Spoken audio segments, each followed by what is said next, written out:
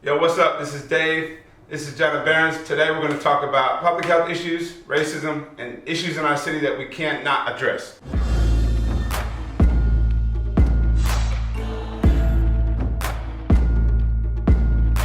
Jannah Bierens has a master's of public health, a strong advocate for health promotion and wellness. Jannah Bierens has more than 16 years of experience motivating people towards healthy behavior change for chronic disease prevention and management.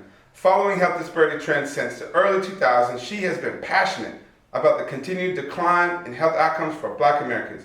In the last 5 years, her goal to examine and explain the why has shifted to determine health as a social justice issue. Ms. Bierens approaches pervasive inequalities with a race-centered historical analysis of events, laws, and other factors that create and perpetuate major barriers to living healthy, considering social constructs and how they intersect. She explicitly names racism as a root cause and a risk factor for racialized gaps existing between whites and blacks, indigenous people, and other groups of color across all systems. Ms. Bierens believes dismantling deeply entrenched structural and internalized oppression is integral to the health and the healing of those who've been historically marginalized by design. Family, let's wrap.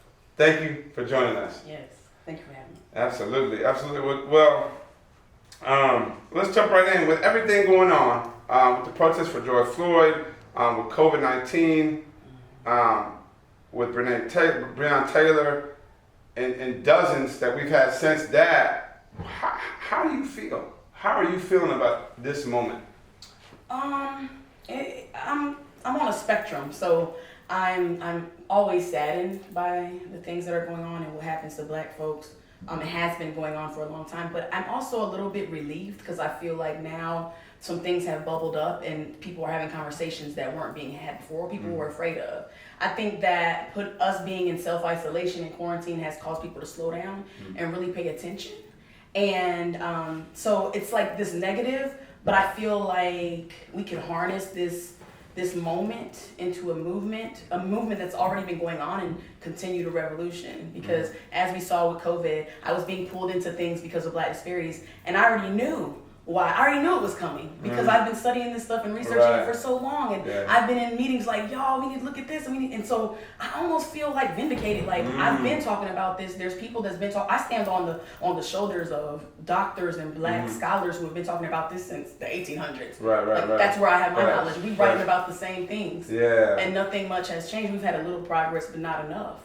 And so it really, I like hearing everyone talking about racial equity, and I like hearing that organizations, because where I come from, working in a government entity, has been a struggle. Yeah. Because not only am I a government employee, but also, or was a government employee, but I'm also a community member who lives in 27703. Yeah. And that's one of the worst zip codes in Durham for health outcomes. Okay. And so for me to sit at a table and be asked to separate myself from being a community member or a human, and to say, oh, we're doing this work because we're looking at evidence-based research, which is evidence-based on who? By who, right? And that's why it hasn't been working, and that's why we keep seeing these gaps grow and grow and grow. But yet we get so much grant funding for disparities. So what are we really doing? We're being very wasteful. And so as I feel good. I feel good about this moment and bad at the same time. I feel it. But you gotta find joy in, the pain, and you gotta take it and make it work. Work for the people. Right. No, that's real. That's real. One of the things that when we were preparing for this, we got into censorship a little bit, and again, when it comes to your position, where you've been at, speak about the struggle for Black liberation in Black Durham around racism as a public health issue. Like, how do those things interplay for you? Durham has a vibrant activist, creative, all these different spaces that kind of intersect grassroots, right? Outside of our buildings. Yeah. And I've always known that, and I've always been attracted to that. Again, being part of those communities and volunteering with groups and seeing what's going on outside the cultural events, and being part of that for my personal self, but then having to walk into a door and leave that outside. First of all, it makes us lack a lot in our work. And I get it, we're a government entity, but you got to think about how structures are organized. I mean, they're organized in a hierarchy. So the same racial hierarchy we have in society is slid right into our organization. So the people at the top are making decisions for the people at the bottom, which doesn't work, right? And so one thing that I have found working in institutions is that there needs to be organizing going on inside.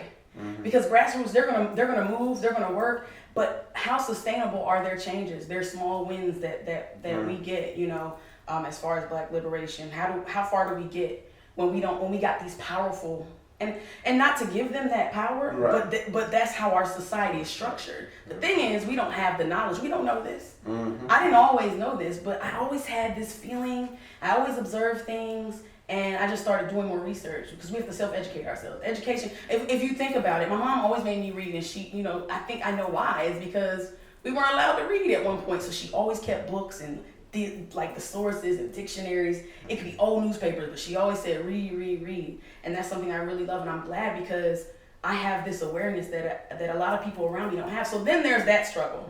So you got people who've known this stuff going on, and they're like, hey, come this way. And then you got people who have to follow rules and protect their success and protect their move up that success ladder, which is culturally damaging, first of all. And that internalized oppression that it creates in these structures, it creates this divide. And so part of what I have come to realize is that the grassroots organizing and the institutions like public health and community organizing they're doing the same things. Yeah, absolutely. We have the same exact goal is to improve folks' conditions. Why are we not working together? Why do we not intersect? I think there's this power struggle. But at the end of the day, they both have assets. Like, we have the power and money in these institutions. How do we get people to funnel that into grassroots groups and for sustainability and then also changing policies and laws. They can get but so far, but if we're not changing things at its foundation, because really all these systems need to be dismantled and rebuilt, right? We're not gonna. We see what's going on right now. People get tired, enraged. Been fighting for this for a long time. We've watched the Black Panther movement. We've watched civil rights, and still it feels like we ain't free. So what is that about? When we have all these people on the ground running, and I think also in Durham, there's a lot of silos. There's generational issues too, right? You got those who have been in the fight and have been closer to change, and then you got the young people like, I don't have hope. I think about that. I read a lot of Ta-Nehisi Coates, and he's critiqued a lot, and I read a lot of critiques and their critiques on him, and I'm like, I understand why he has a lack of hope because he's closer to my age, because we've continuous, and I love Angela Davis, who's closer to those movements, so that hope that she has continues. But there's a difference between generations, and I think there also needs to be some intergenerational learning. We got to continue this work, and it needs to be in our education, and our education systems suck. So, I think there's a lot of work to be done within our own communities where we work together instead of silently. We're talking about the same things, but we're not working together. And that whole, who gets the most money, who's the more popular, who's more seen. Because there's a lot of us in the background that we just got confident to be able to speak up. And there's reasons with that. There's internal reasons, amongst Black folks about who wants to speak up and who feels. It's all about power. Oh, absolutely. Power constructs. Yeah. John, when it comes to being seen, I feel like, again, the way that we identify, the way that we choose, okay, he's valuable, he's not, he's worth it, he's got work to do. So we have the way the system kind of, to play in that system, you've got to judge the way that they want you to. And so when I say I'm just going to leave that for the viewers to kind of find their lane and what we're actually talking about. But being seen, what is it to be seen for you personally? I think for me, and I really experienced this probably in the worst way that's possible, but I'm sharing my story. Being seen is really having a seat at the table and being listened to, being valued, being asked, how do you feel about this? And inviting my words to be part of something instead of torn out because we're worried about who's going to feel a certain way. And I think one thing about Durham I really love is that we've been doing these trainings, right? These racial equity trainings. Organizations have been doing them, community has been doing them, and that's beautiful. But there's been nothing after that. And the struggle with that is the way we do it caters to white fragility. So, Jannah, you can't say that, or you can't do this. But what about how I felt when I went to the training? Understanding this internalized piece about why I wasn't confident or why I didn't get that job, or just going back in my mind my whole life, being able to name the things that I've always felt and seen and heard, but didn't have the words to articulate what was going on, which are the same things that contribute to Black disparities and disparities of other marginalized groups. Because racism is the ism that covers all isms. It intersects. And so for me, it's being considered an expert just based on lived experience. You know, we've had white women go to 2 trainings and then try to tell me how to do this work, but yet, you know, you don't understand the caveats and the things in the background, like what watermelon means, or, you know, serving watermelon at a racial equity training is not. You got to think about these things, but you don't, because it's not your experience. The truth is, we live racialized experiences in this country. But you have white folks who think, oh, we all have the same access and opportunities. No, we have different cultures. Yeah. And that's another thing. We operate differently. But our organizations are set up in white supremacy culture, and they all harbor white supremacy culture characteristics all throughout. And that's very damaging to innovation, to creation, to anything moving forward, to expanding beyond the box that we're in to get where we need to go. Because we're stuck in these boxes and we don't want to get out, because that's breaking the rules. That's not being professional. Can't talk about racism, can't say that, you know, and just being censored. So letting me tell my truth and tell the truth. Right? And that's what I started doing in my work, but it did present tons of problems for me. And eventually I left, and I left because of the damage that creates. And it wasn't just white folks. Let's be clear. Organizations of color are also conditioned in white supremacy culture. I mean, the oppressed want to be like their oppressor. Why not? Want what they have. So, I mean, that creates so many other issues amongst the collective of black folks of the diaspora. It's like we have these hierarchies in power. So just listen to me, see me as I am, and don't expect me to have a PhD to be able to do this work. Because let's be clear, I don't need any of the degrees I have to do this work. None. Zero. And none of the debt either, thank you. I would love not to have the debt, you know what I'm saying? But how damaging is that? The barriers. I don't have generational, I'm the first to go to college in my family. That holds a huge responsibility for me. And those coming behind me. So yeah, take me as I am, let me be whole and authentic and learn something. Because education is not just in books, schools, or church. It's in conversations. It is in conversations. And so when it comes to those individuals in those spaces, at my perspective, when it feels like they're sanitized. And so, again, we're talking organizations, and so when it comes to like Racial Equity Institute and those, you know, people that I've talked to that have been a part of them or not been a part of them, the perspective from us, from our black community, oftentimes, me and my wife get in these conversations where it feels like we've not been allowed in the room. When you see black faces. And then this is the painful part. It feels like, oh, I see a black face, but it's literally a black face. And so we see one of the painful stereotypes in our community is when white people put on blackface, right? And what that means, and the connection to the minstrel shows, and even we're dealing with this Aunt Jemima and pancakes, and you know, and so, but we already know what that means. But to see a black person that feels like they're just wearing a black face goes into self-hatred. It goes into like what Paulo Freire talks about, the pedagogy of the oppressed. This relationship that seeks to kind of like put the oppressor over the ones oppressed, and you be the ones oppressed. And so for me, that's slaveholder. That's a slaveholder relationship. We get into it with church issues. The gospel was preached from slaveholders, but Nat Turner said, hey, you know what? He got a vision and a dream from God. Like, you know what? This right here is a false representation of who we are and who God is. So there's resistance to that. Even today, when you hear a lot of white folks think about Nat Turner and what he did and how radical it was, and how they're still not even understanding that he was breaking something that was the norm. Right. That gospel. So it feels like, back to thinking about in Durham, slaveholder politics in spaces where you have black people fully there are caused to, and this is the thing, they're caused to have to kind of like almost jump on a grenade. Instead of letting us exist in the room, because for me, and speak to this, it feels like if we were allowed in the room, we would calibrate the space. And I think you see that in Atlanta.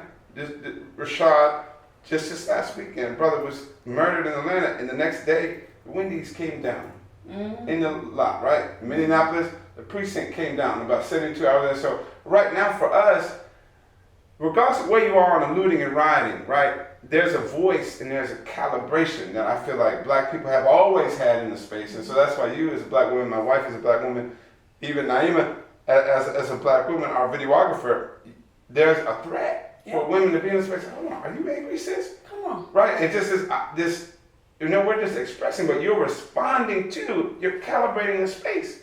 So what would it look like? Give me what would it look like if we were allowed to calibrate those spaces? Because we're being kept out, and it might be that I don't have enough letters behind my name, or so and so. But what if we were in those spaces and were able to calibrate a dream for a minute about what that should look like? Had you had the opportunity to shape that, to be a part of creating that space where you had people behind those doors come in, people from the blocks come in, and be able to, what would that have felt like or look like for you? It would look like healing. It would look like change. I feel like there needs to be a shakeup in the kingdom. I mean, clearly what we've been doing is not working. But yeah, I think there's always going to be a fear with that, because again, it comes down to power. Yep. And so when you allow that to happen and you shift that power, people get scared. Because it's been like this for so long, and a lot of people just accept it for this is the way it is. Yeah. And I think people would be, I think people would be afraid of that. I mean, absolutely, that's what I was feeling. Yeah. I was shifting the room. I was gathering my folks. It might not have been the people over me. It was not the people over me, but I promise you, my colleagues, we were working. Yeah. And we were like the rogue radical group, and we didn't have a name. We just kind of worked, in the background. We found other vehicles to be able to do it. But of course, that caused a lot of issues for me, because everybody would come back, it's Jannah, it's Jannah, it's fine, but I didn't have a title. So that was the biggest problem for me, is like everyone over me was like, you're not asking permission, I don't need permission to do the right thing for my people, because let's be clear, we're wasting money, time, energy, and human lives, all right? But here's the thing, if we calibrate that room, somebody ain't gonna have no job.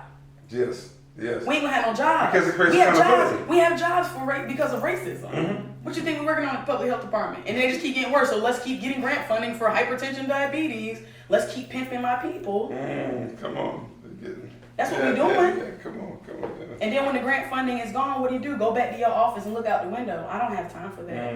And I used to bite my tongue so much because I was bonded by that badge. Right. And when I broke the bondage of the badge, that was like a piece of freedom that I've never felt, because I've been under that badge for exactly 12 years. Think about it, 12 years slave, asleep.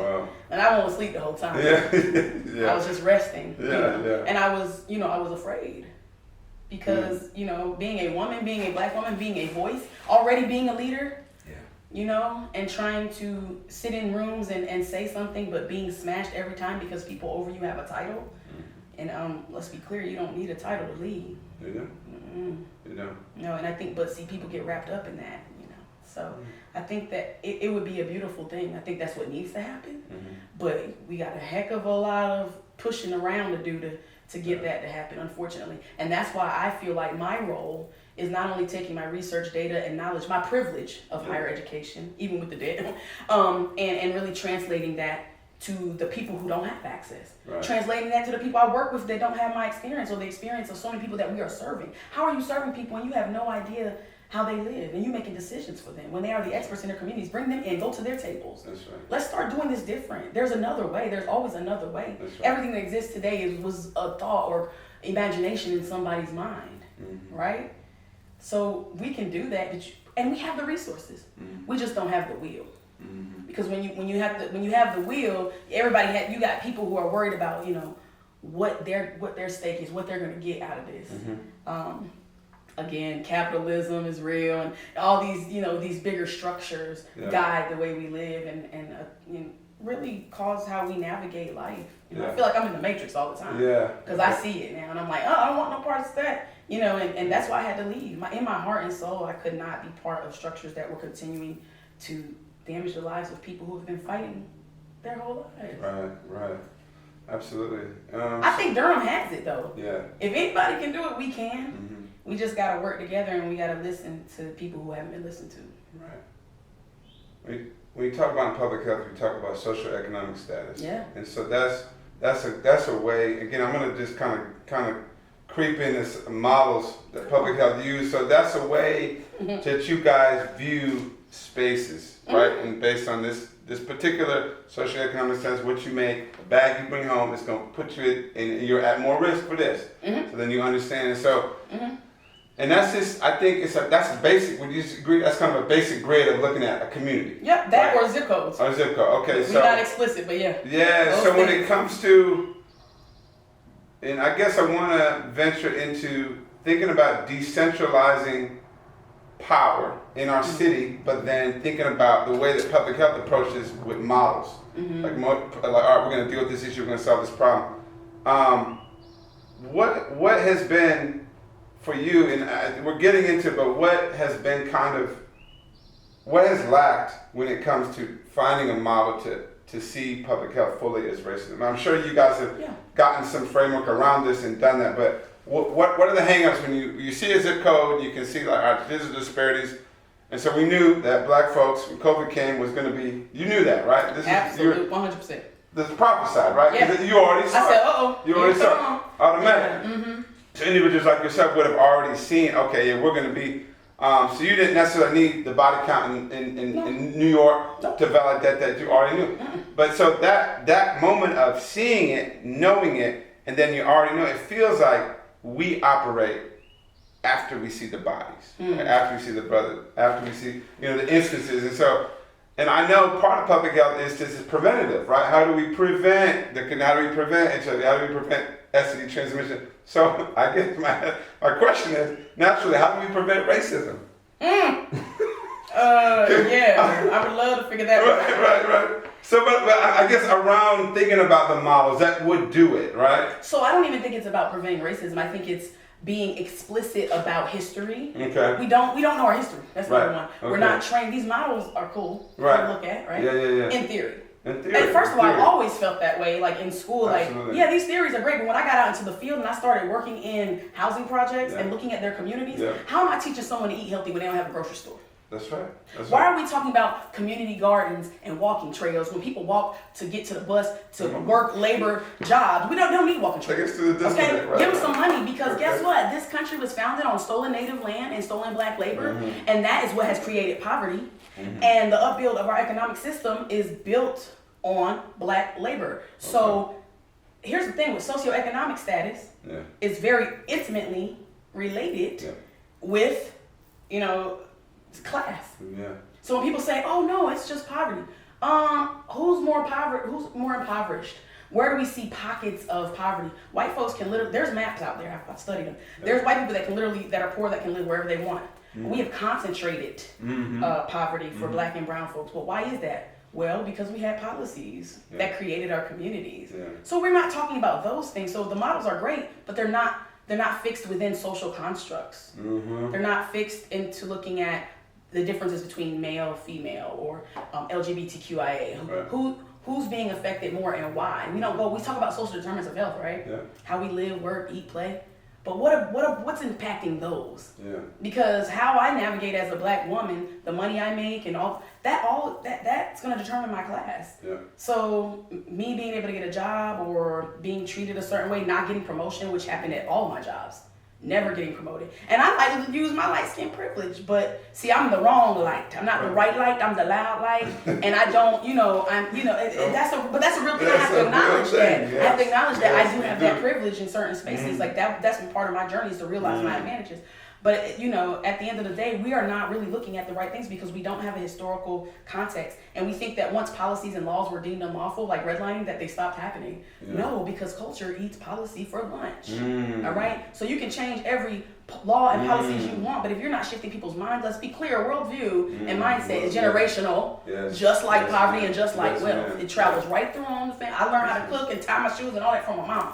So let's not think that white folks aren't, perpetuating this idea that black folks are truly inferior. And anti-blackness is real in this country, and it doesn't just exist in white folks or other groups of color, but it also exists in our own people. That's right. So That's what's lacking. We don't have that because who's making the curriculum? Right. People who have a whole different experience. Mm-hmm. So we can go say, oh, well, you don't make a lot of money. Okay, let's ask why. When you ask why, you remove the lie. So why don't, it's that why. Why and keep going all the way down to the root. And the root is racism.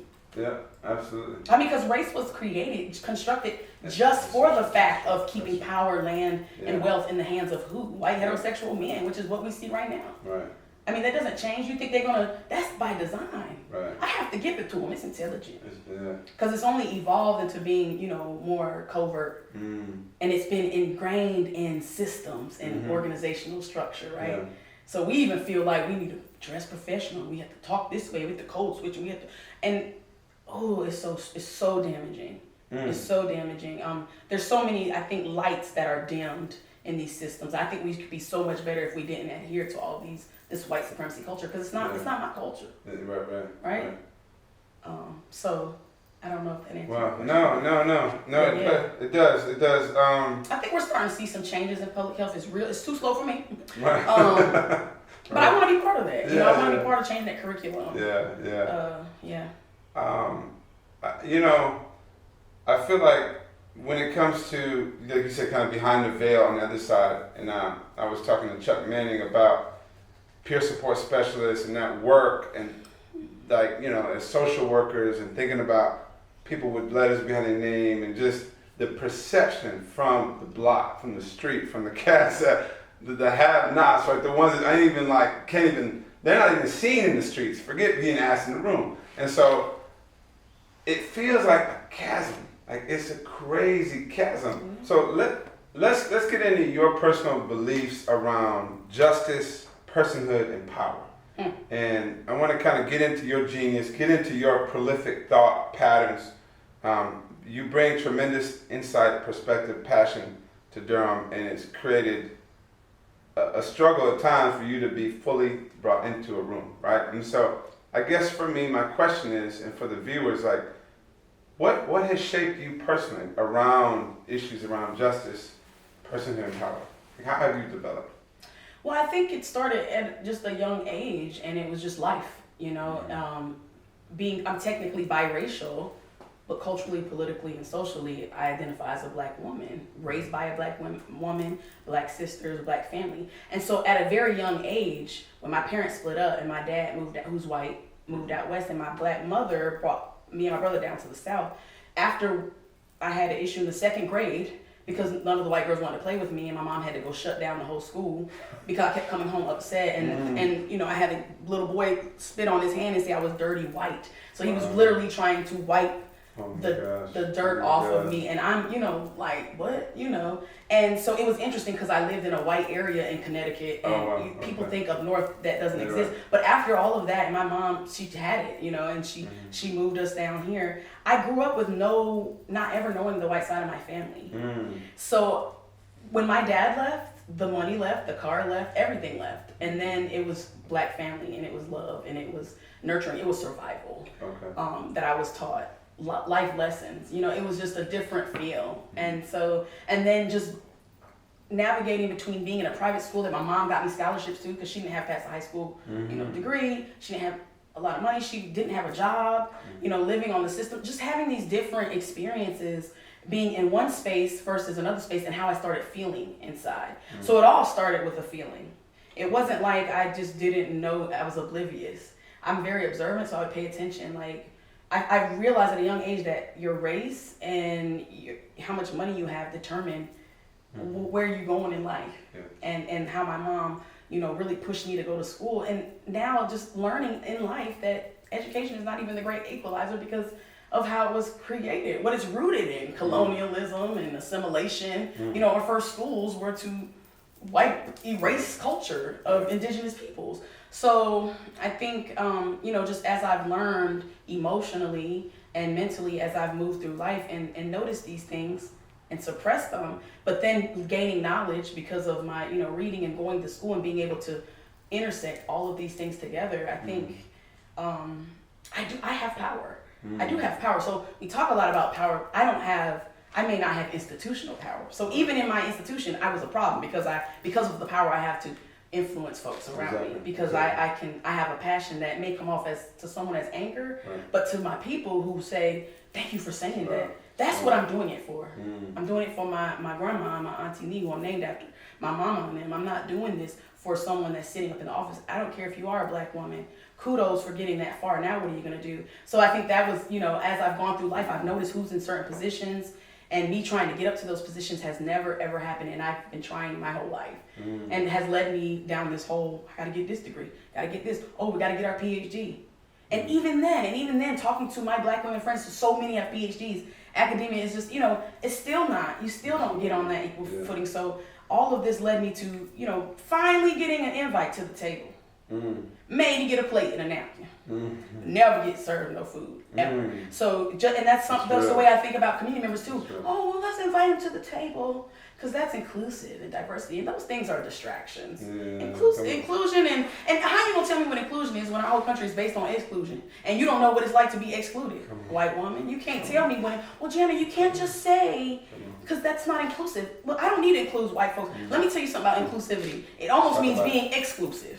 It means going to the people who have been historically, always at the bottom, and why is that? And, I think about it, I like analogies and stuff, and I'm working on one now for crabs in a barrel.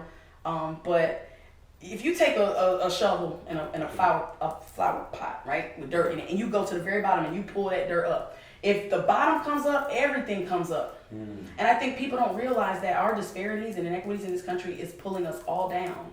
Because we're so afraid, but we're so afraid of giving up that institutional power, that's economic power, when in reality it would grow everything much bigger and better if people were allowed to be who they are and flourish. And I have so many contributions that have gone missed, have never been realized, and that I've tried, and after a while people get tired. You get tired of trying and scratching and never get nowhere. And for me, my whole journey has been hitting a wall and taking another path, like water. Dr. Kamara Jones, who was the first person in 1993 I started reading about, talking about racism in public health. She's still doing it. It's 2020.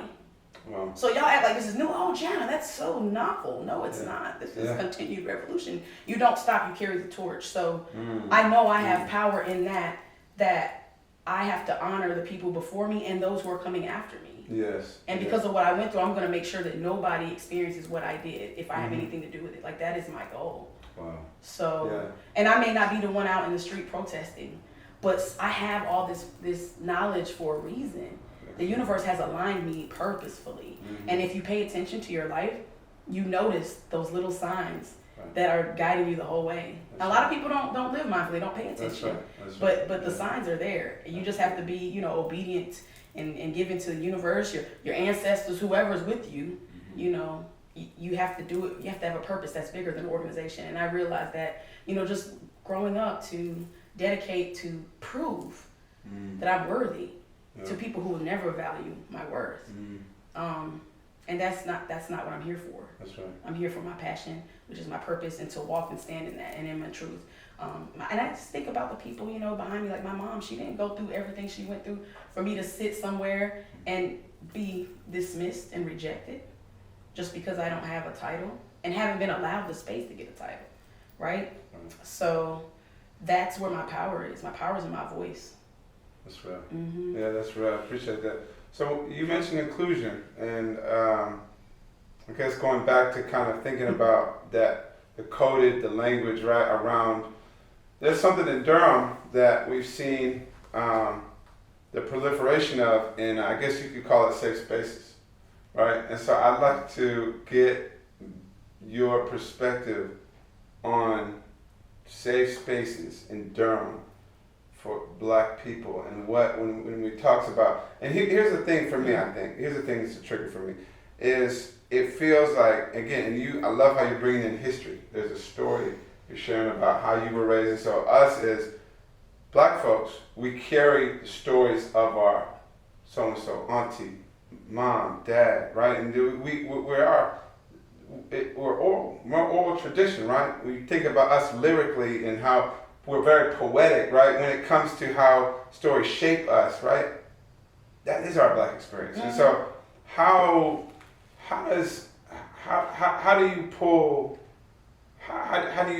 you kind of how do you see inclusion around those safe spaces? The way that we've been, one, excluded because it's new, right? Mm-hmm. And for us, it's not new. Mm-hmm. So talk to me about that. How do we deal with something that's like, all right, this is progressive, this is new, and progressive culture, for me, has hurt us because it's included us in something, again, that looks new, it's reshaped, it's refashioned, it's rebranded.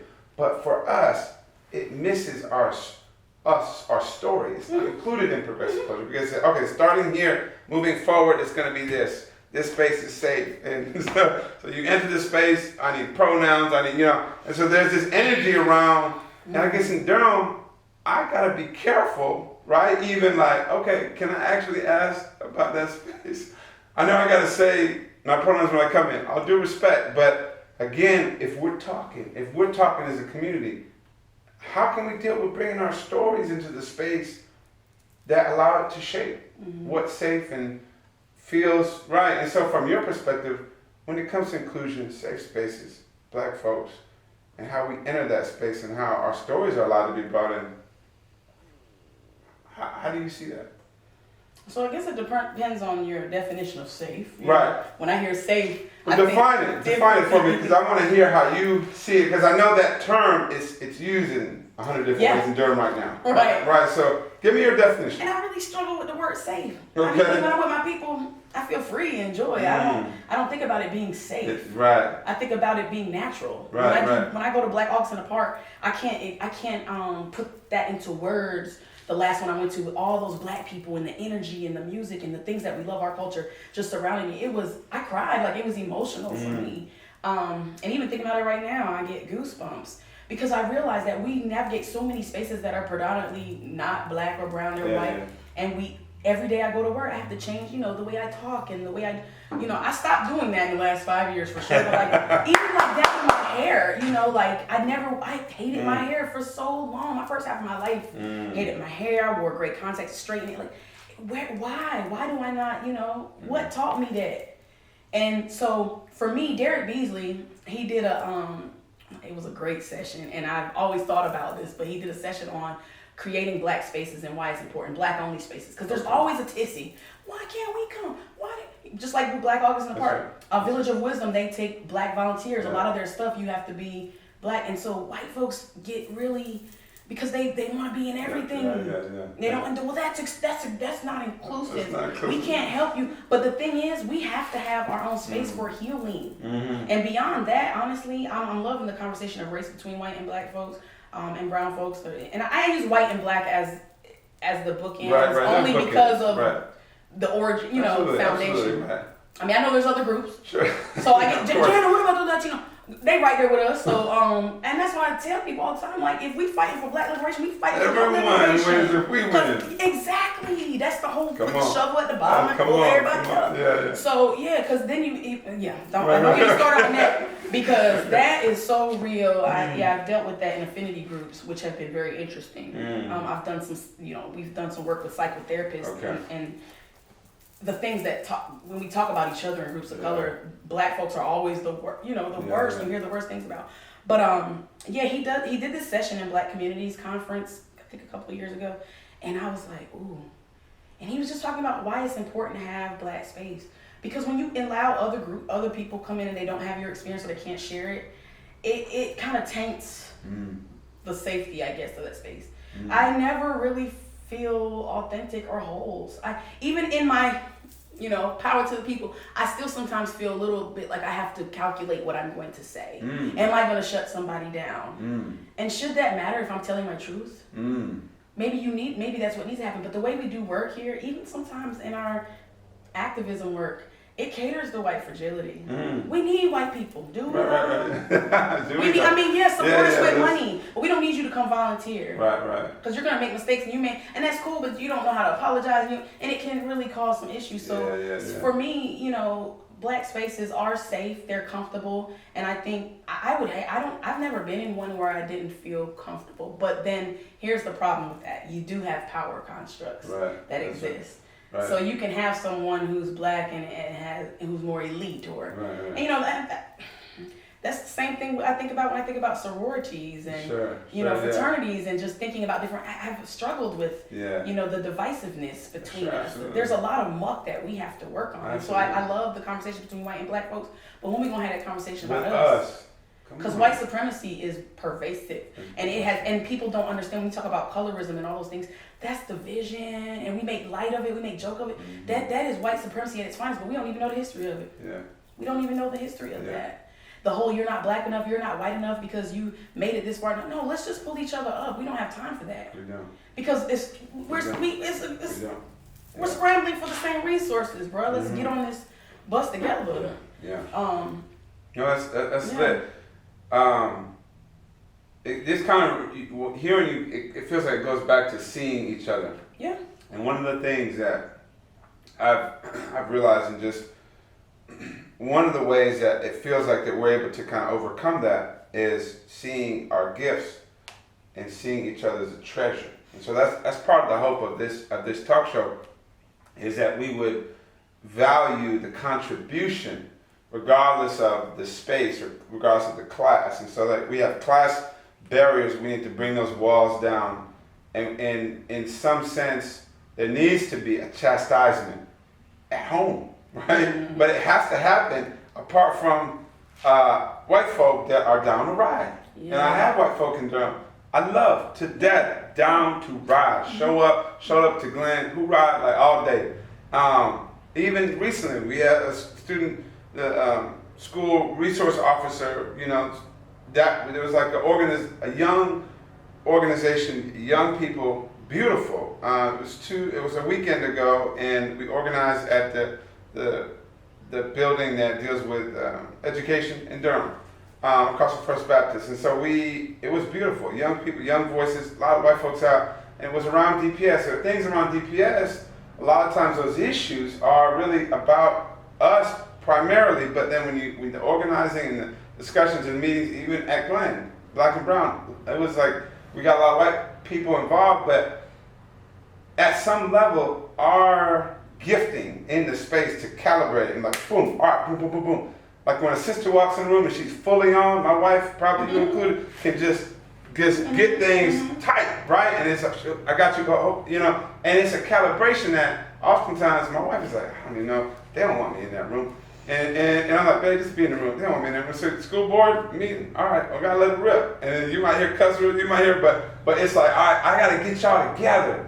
And so that conversation, again, it's one that we can't have in a school board meeting. We can't have, it has to happen for us, but we have to get to where we see value. Like, you have tremendous value in this room right now to me, like, golly, and it becomes a treasure. And so it pushes me back. I'm like, well, damn. Jannah is bringing me into this eternal truth about who I am in my existence from my birth to now and to where I'm going. So that moment, that exchange is something I gotta have without white folk. I can't get intimate with you because I don't want to hear them. I want to see y'all. And so I think Durham, it feels like we're struggling to get to that point where we're like, hey, can I ask you to leave? Like it's kind of like, I love you, but so for me, we shouldn't have to say, but we shouldn't have to, the question be that. So I think even in our struggle for our space and value each other, we're still having to kind of ask permission. Hey, can we have this meeting? Can you give us 5 minutes so we can't even get that? And so I keep saying we can't get 2,000 blacks talking about one issue, same time, same place, for the same reasons. And Durham's got 110,000 black folks. And so that's strategic. Right. That's strategic. Ben had a black man, Bill Bell. So it's not like we've been seeing black faces leadership. So we gotta stop that. You've been on the block here for 15 years. So we have to stop that. Like, okay, there's plenty of black faces. So I think for us, it's like, oh no, we haven't had to talk. Because that's not gonna change with them. When it comes to treasuring, that's what I want to ask you. How have you yourself been able to kind of treasure and value? And I know you have it because I can tell you're a collector of stories. And so that's what gives you energy, right, to go and do the work. And so I guess for the viewers, and again, I'm putting the show out to the city because I want us to be able to think through what this means to do that practically. Take me through your thought process when it comes to seeing value in a person, seeing them as human, and like, all right, I'm gonna pull up a chair and listen. What has that been like for you? Because that shaped who you are. Absolutely. And I can feel it, but take me through your process. So I think for me it was expanding my mind about what education is, not taking a test or studying, or it was sitting down and listening to folks that I've never heard from. And I literally started doing that. So like in the last 5 years, a lot of my work has been going to community places, supporting places of color, and sitting down just for like an hour and just talking and listening and exchanging. There is a community member, Mrs. Wilma, you probably know her. I don't know if you know her. She used to have long locks. I think she cut them. And she used to come for years, probably 10 years now. I've been seeing her come to our community meetings talking about reparations. And everyone, even black folks would be like, oh, here she comes. And one day, they had me doing that. Because we want to stick to the agenda and these time constructs. That's a whole other story. And that agitates my soul. So, one day I just said, I said, can I sit down and talk to you at the library or something, Ms. Mama? And we talked for 3 hours. Woo-wee. She's got it. She's right. A reservoir. She's been right the whole time. And it clicked for me. Is that, these stories are education. These stories are lived experience. They're not going to be captured in a history book. Why would they be? Why? I mean, our history is not even real in these books. They're whitewashed, right? And it makes people comfortable. So let me tell you, this country has always had a legacy of control of black folks. Everything. From slavery to Jim Crow to mass incarceration to even how black communities are set up. There's a sense of control. And so that is ingrained even in us. So even when we get people up in power, they're protecting that. They're protecting that. So they're going to allow but so much. How do we start having those real conversations and say, when you get into these positions, because I feel like we have people, but then I feel like they have to adhere to these certain rules and regulations so that they can keep that position. It's like a survival mechanism. And with women, it's even worse. I call it Auntie Tomism, being a woman and being black and being able to get into a position where you have a little bit of power. What happens when that happens? I think people almost go, some black women in power are almost like white men to me. I've realized. Right. Because like you were talking about the oppressor and the pedagogy of, I love Paulo Freire, by the way. He changed my whole life. It's a yearly read for me. Yeah, I took a whole radical pedagogy class, and I was like, oh.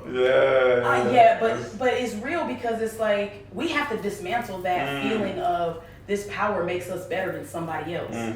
Because the real stories and the real power is in the history in Durham that has existed and just across this country and black people's stories and voices that haven't been heard because white folks who are creating everything don't want to hear these stories. So that's where I think, for me, I feel like being a leader means, and I take leadership very, very seriously. It's a part of this work. I feel like being a leader means seeing the leaders in other people. Every single person has a gift. It doesn't have to look the same. Every last one of us have power that we exude through our gifts that are innate, right? If we embrace them. Because everyone doesn't do that either. Some people, are afraid to embrace what their calling is. But like, if we were allowed to really let other people be who they are instead of, we like to categorize and, let's break down these barriers, all these constructions that were made on purpose, right? I think that's what we need to understand is that these constructs we live in, we honor them and we value them, but they're not real. What's real is the stories of Miss Wilma, Mrs. Eaton, and the people in McDougal. You know what I'm saying? Yeah. That's where the knowledge is. We don't need and then of course we need to understand the history of this city as well. I feel like I think a lot of people don't even know the history of this city. That this city, that Durham once had one of the largest plantations in the South. But yet it was able to upbuild a Black Wall Street that was known across the country and spoke by W.E.B. Du Bois. That's right. Yeah. As the closest thing to Wakanda, Dr. Henry McCoy from NCCU says that Black Durham Wall Street was the closest thing that Black Americans have ever been to Wakanda. But what happened? Why did it go away? Oh, because now we can go to white stuff. So why didn't we value what we had here? And then, of course, there was, environmental things in 147 and all these things trying to, again, keep Black folks in order. Right. So I think, I don't even know if that answered your question. No, it did. Absolutely. I think we need to go to what haven't we heard? Who haven't we seen yet? That's right. That's where the real work is, letting them come to the forefront. Mm-hmm. Trying to relinquish some of this power. Even me, being a gatekeeper. And that started for me, and I just realized, what am I doing? Yeah. And what am I doing here? And then trying to change it within, it just created a struggle for me. So I understand when people want to be on the peripheral and not be in these once you see it, you don't unsee it, right? Right, no. But then half of me is like, how can I change within here? And that's so valuable. It's such a valuable place, and I think for us, we have to not assume because an individual votes for a certain person or individual sits in a certain place, and I'm sure you struggle with that from outside. Oh, she's being handled, which is super painful. It's super painful. My homegirl Turquoise, she bosses it up for black folks in DPS in the system, right? Around the disparities, and again, perceptions of her from outside and her activity in the union is painful. It's painful when I say, I'm like, yo, like, who the fuck said that? For me, it's just like, because I know, right? I know, like, yo, you don't understand, like, yo, protect Jannah. Like, for me, it's like, we've missed that moment, and it saddens me in some way. You know, you're on your journey, and but it saddens me that Durham has had so many come and get damaged, and you're not able to be healed by your people. And that again, it's just that God's going to heal you in His time and how it works. But I think for me, that's something that we need to take note of, right? Absolutely. And part of we are responsible for allowing you to be damaged by a system that, right, you should have been protecting. And so if you in there, I'm like, sis, I got you. Go. Yeah. Like, I'm covering you, just like the Marines, the Army, they enter a space, they clear the room. I got you. Go down. You know, and they're checking into the back. And so we didn't give you cover, right? We didn't give you cover as you kind of went in and were busting it down. And so you didn't feel loved, supported, right? And I know you got friends, and I know you got your people, I know you got your team, but I think collectively we failed. So this is the purpose here for me, is I say, hey, look, we failed, don't we? Fucking up, big time. And I think we gotta own that. We gotta own the fact that my sister ain't been valued, and she been on the lines here, and like, hold on, why didn't we talk about this? And she leaving? The fuck, yeah. You know? And so again, That's exactly why I'm leaving. Right. So let's just keep it 100. We gotta keep it 100. We're not done with this discussion. People that left, I'm coming to see you. I said, let me get to Michigan and figure out how to, because you got a story for the next decade for Durham. I was so still you're gonna be on record right for the next 10, 20 years to say, hey, Durham like, maybe. this season, yeah. it shaped you, but then again, for us, we gotta own where we failed, right? And so, last question I want to ask you, in regards to mental health, and from, you know, when it comes to mental health in the black community, so I'll start with my little perception of feeling like therapy, feeling like sitting on a couch with the guru and telling your story, and just that element and the way that it's been the stereotype of it, sharing, and it triggers the no snitching part of me in the community. And that's the whole discussion. That's a part two. And I'm having that discussion with Cass, but there's something that it hits me, because I'm like, whoa, like there's a way that we, again, and I want to just hear you before we close out. I'm going to give you the final word as well, but when it comes to us having this mental health conversation amongst us and having it done in a tell-all way, like an interrogative way, we've missed that moment. And I think we've been practicing mental health in our, at barbecues and cookouts and August and Park, and like, we do it, but we don't do it that way.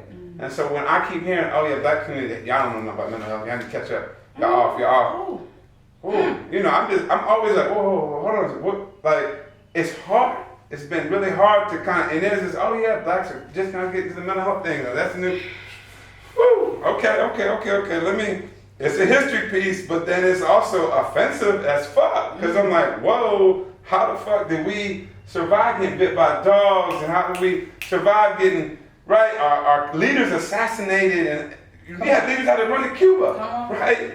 I saw Shakur, so I'm just like, how do we do this getting ripped out of our space in Africa? Like, in our DNA, we have this post-traumatic slave syndrome that is just, and then crack being put in the hoods, and you know what I'm saying? So I'm like, all right, I hear you. And again, this is me saying, all right, this is this proliferation of the new best thing for black folks. It feels like it's being put on us. And I hate it. But again, I'm glad there's a leaning towards the need for it, but we've been doing this shit. Right. So I think, give me your thoughts on mental health in our community and the idea that we haven't been doing it and how we have been doing it, right? Or where you land between those two tensions. So mental health is an issue, rightfully so, right. Because of the trauma, right. Consistent trauma. Right. I mean, consistent being locked out of opportunities, and I worked on this project. I'm still working on it. Just looking at how entities within Black communities across the country create this barrel, right? And create this mentality that doesn't matter how hard you try to feel like you can progress as much as you should be or at all, right? And what does that do to the psyche? Again, that's white supremacy culture is a system, a mechanism of racial control, in my opinion. I'm not sure some people agree with me, but it makes sense that there's mental issues. And I agree with you. I would say that every system is whitewashed. So of course people think, oh, you need to go to therapy. Right? And so I'm with you on that. I feel like our therapy is going to look different, just like our lived experience is different. I mean, sitting down and breaking bread with somebody, white people don't understand that as a culture. We've been doing house of therapy. Which is something that I struggle with our nutrition department. So it's like these cultural things. See, Black folks' culture was made because of oppression. Pressure. Right? Pressure creates diamonds, creates brilliance. Come on. So Black folks have been able to take nothing and make something every time. Every time, from music to food to fashion, right? Take something that's nothing and make it amazing. So amazing that it's appropriated for profit by white folks and everybody else. Everybody wants to be Black, but nobody wants to be Black when it's time to be Black. You know what I'm saying? The mentality of that, how does that feel? To see everything that has been created by us, for us, it's continuous mental stress over and over and over again. And I talk about it in my Black Women's Project, and I talk about why Black women are 82% overweight and obese. Because stress is real. Stress is like 90% of our mental and physical health issues. It's the thing that creates chronic conditions and perpetuates them as well. But white folks don't deal with that whole layer of mental stress. They're just fragile because they've never been through anything. So Black folks are expected to be strong because of what they've been through. But that oppression and that pressuring has created a beautiful culture that is vibrant. And so I think a lot of times people think we don't need things to for our mental health. And for me, it's exhaling. For me, mental health is being around my family and just being able to talk like this. And not, every day we go into these systems and we have to worry about everything. How do I look? Do I need to take these earrings off? Let me talk like this. I even been watching my family members when we go out. And my sister, I'm like, why do you change your voice? Like, I'm agitating people because I'm trying to shake them from how they've been shaped. I think that's part of it is, our mental issues come from the fact that structures create that internal. For me, I am very passionate about internalized oppression because when I first started learning more and my consciousness was heightened, I was like, wow, Jannah, you don't even love yourself. That's why you straighten your hair, and that's why you wear those gray contacts, and that's why you wanted to get braces to close your gap when an African woman told you that it was beautiful, right? Because of anti-Blackness, we're cloaked in it every day. Media, everything around us it makes us tell us that the Black part of us or our Blackness is not welcome. And I know that's why we have so many mental issues. And then on top of that, the coping mechanisms that Black folks turn to, and the oversaturation of coping mechanisms in Black communities. Fast food, alcohol, tobacco, right? And not only those coping mechanisms, but they lead to chronic disease. They're addicted. You can get addicted to these things. And why don't you see them in white neighborhoods? So all these questions, I've always thought about that. I was like, mental health, because even me, I feel like, man, I need therapy. But you know what I need? I need to sit down with my homegirls and have these real conversations. That's healing. That is healing. Because if we don't start breaking down that internalized piece, we're never going to get here. That's part of it. Knowing our history. Marcus Garvey said, of people who, without knowing their history, it's like a tree without roots. And what happens to a tree without roots? It dies. It topples over, right? It can't grow. It can't flourish. We have to know our history. That's where it starts for me. For me, it's about education. I no longer debate. I educate. Here's a book. Here's an article. I invite you on this journey with me. People spend so much time on social media and talking about Cardi B and Beyonce, and it's like, pick up a book, folks. Once upon a time we could not even read. Let's learn our history, because a lot of people come at me with their opinions and their worldview, which is shaped by white worldview, dominant worldview, and it's disturbing to me. It's like there's more. There's this other level that you guys need to be open. When I opened that door, I totally started transforming. For my mental health, I started loving myself more, because now I know I don't have to beat myself up to work 3 jobs. I hear these things now. My girl said, well, diabetes runs in our family. No, it doesn't. I mean, it does, but why? Right? Don't mean you're going to get it. And so, like, all these things that we just inherit and say, and mental health, I think, is part of that, the trauma is there, but I think things like just loving ourselves and also understanding how to navigate society instead of fitting into it. I mean, like, because we just say, oh, well, this is how it is. No. So I can say, no, I'm good. I'm not going to do that, because that's not good for my soul. But most people will do it anyway, because they think if they don't, they're not adhering to, the status quo. Yeah. And that makes they're not going to get anywhere. So I think it's a lot about awareness. Awareness for me is where we could start getting therapy. And it starts with conversations. It starts with knowing our history, knowing our roots, talking to our families about things that we don't normally talk about. I know there's a stigmatism around therapy, but I'm going to be honest, even me wanting a therapist, I'm agitated, because I'm like, are you woke?